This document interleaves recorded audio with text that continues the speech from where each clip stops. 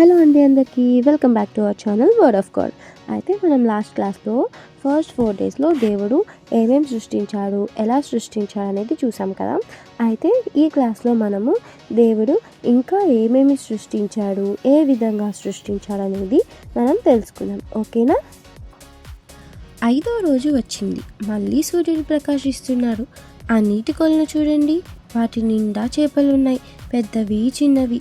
సముద్రంలోనైతే సొర చేపలు లాంటి ఇంకా పెద్ద చేపలున్నాయి. నీళ్లు ఎలా కదులుతున్నాయో చూడండి. పైన ఆకాశం చూడండి, అక్కడంతా పక్షులు ఎగురుతున్నాయి. అందులో కూడా చిన్నవి పెద్దవి ఉన్నాయి. అవెంత తీగ పారుతున్నాయో విన్నారా? కాకి అరుపుకి కోయిల పాటకి భేదం ఉంది. దేవుడు నేర్పినట్టు అవి పాడుతూ ఎగురుతూ ఉంటాయి. దేవుడు వాటికి గూడు కట్టుకోవడం కూడా నేర్పించాడు.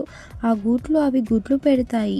వీటి నుండి చిన్న చిన్న పక్షి పిల్లలు కూడా వస్తున్నాయి. తల్లి పక్షి తండ్రి పక్షి కలిసి తమ పిల్లల్ని జాగ్రత్తగా చూసుకుంటున్నాయి. అలాగే 6వ రోజు కూడా వచ్చింది.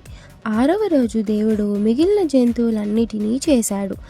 అదిగో అక్కడ చూడు, ఆవులు గడ్డి మేస్తున్నాయి.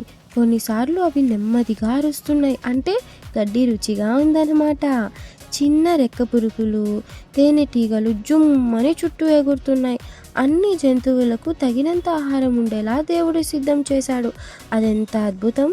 అలా దేవుడు ఒక్కడే చేయగలడు. బలమైన సింహాలు, శక్తిగల ఏనుగులు అడవిలో తిరుగుతూ ఉన్నాయి. పువ్వుల మధ్య సీతాకోక చిలుకలు ఎగురుతున్నాయి. చెట్ల మీద ఉడతలు కొమ్మ నుండి కొమ్మకు గెంతులేస్తున్నాయి. గొర్రెపిల్లలు పచ్చిక బయల్లో నాట్యమాడుతున్నాయి. ఎంత అద్భుతమైన దృశ్యమో కదా! దేవునికి ఎంత శక్తి, ఎంత మంచితనం ఉందో! ఎందుకంటే ఆయన సమస్తాన్ని చేశాడు. ఈ జంతువులను చూస్తుంటే అవి దేవుని గురించి మనకు చెప్తున్నట్టు అనిపిస్తుంది. చెట్లు పువ్వులు అన్నీ ప్రభువుని స్తుతిస్తున్నవి. అంతేకాదు, 6వ రోజు దేవుడు ఇంకా ఏమేం చేశాడో వినండి. నేను ఒక మనిషిని చేస్తాను అన్నాడు ఆయన. ఈసారి జంతువులు చేసినట్టు కాక వేరే విధంగా అతన్ని చేశాడు.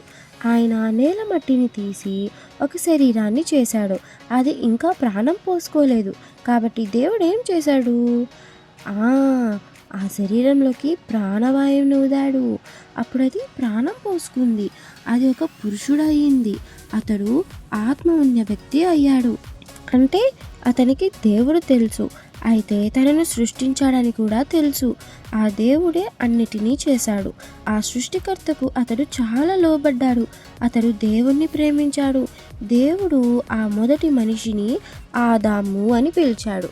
దేవుడు ఆదాముతో, ఆదాము, నీవు వీటన్నిటినీ పరిపాలిస్తావు. పక్షులు, చేపలు, ఇంకా మిగిలిన జంతువులన్నిటి మీద నీకు అధికారం ఉంది. ఆదాము, నీ కోసమే నేను వీటన్నిటినీ చేశాను అన్నాడు. ఆదాము ఎంతో ఆనందం పొందాడు. అతడు, దేవుడు అన్నిటినీ మంచిగా చేశాడు, ఆయన ఇంత మంచివాడు కావడం వల్లనే నన్నిక్కడ ఉంచాడని, నన్ను అన్నిటి మీద రాజును చేశాడు. అయితే దేవుడే నాకు రాజు, అదే అన్నిటికన్నా శ్రేష్టమని అనుకున్నాడు. 6 రోజులు గడిచాయి. ఆ మరునాడు అంటే 7వ రోజు దేవుడు విశ్రాంతి తీసుకున్నాడు. ఆయన అలసిపోలేదు.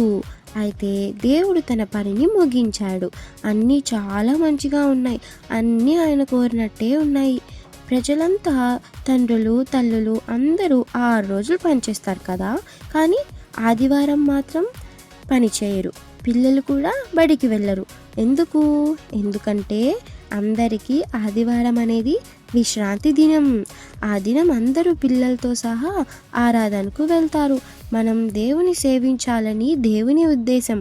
ఆలయంలో మనం భక్తి శ్రద్ధలతో వినాలి. ఎందుకంటే అక్కడ దేవుని గురించి చెప్తారు. అక్కడ దేవునికి ప్రార్థన చేస్తాము.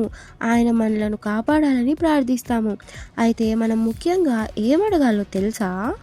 ప్రభువా, నీవు నాకు కూడా రాజుగా ఉంటావా అని అడగాలి. అలా అడిగినప్పుడు మాత్రమే మనం నిజంగా ఆనందించగలము.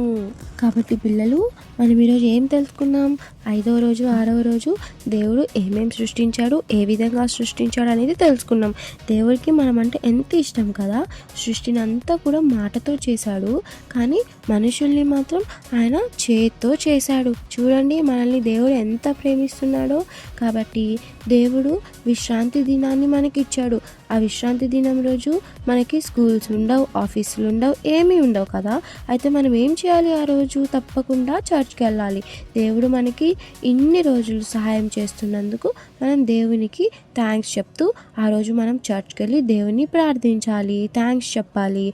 అలాగే ఇంకా నీకేమేం కావాలో దేవుణ్ణి ఖచ్చితంగా అడగాలి.